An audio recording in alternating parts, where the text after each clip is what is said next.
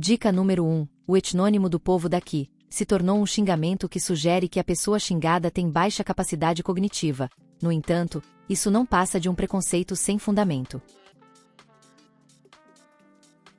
Dica número 2. Não tenho saída para o mar, e estou espremido entre duas grandes potências militares.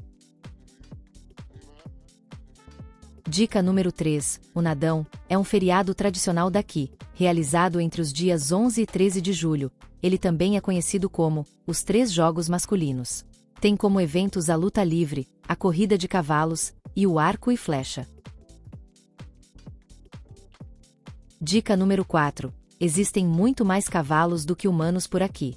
Com uma longa história profundamente entrelaçada com a cultura nômade, os cavalos desempenham um papel vital na vida diária e nas tradições dos povos daqui. Cerca de 1/4 da população local ainda vivem como nômades. Dica número 5. Sou uma república semi-presidencialista. Dica número 6. Estou entre os 20 maiores países do mundo. Dica número 7. $1 compra mais de 3.000 unidades da moeda daqui, o tugrique. Dica número 8. Embora eu tenha mais de 3 milhões de habitantes, eu sou o país com a menor densidade populacional do mundo, com menos de 2 habitantes por quilômetro quadrado. Dica número 9. Minha capital é Ulaanbaatar. Dica número 10. Faço fronteira com a Rússia. Dica número 11. O povo daqui tem os olhos puxados.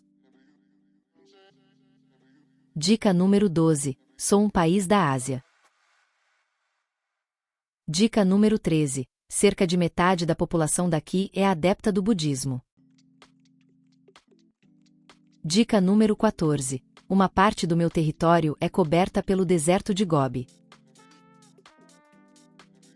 Dica número 15. Acredita-se que os hunos, do famoso Átila por exemplo, vieram daqui. Dica número 16. Fui um dos satélites da União Soviética, e sofri com o socialismo em grande parte do século XX. Dica número 17. Faço fronteira com a China. Dica número 18. Me tornei independente da China em 1921. Dica número 19. Já fui o maior império de terra contínua da história. Dica número 20. Gengis Khan foi imperador daqui no século XIII. E aí, acertou? Parabéns para quem palpitou, Mongólia. Até a próxima rodada do jogo. Que país é esse?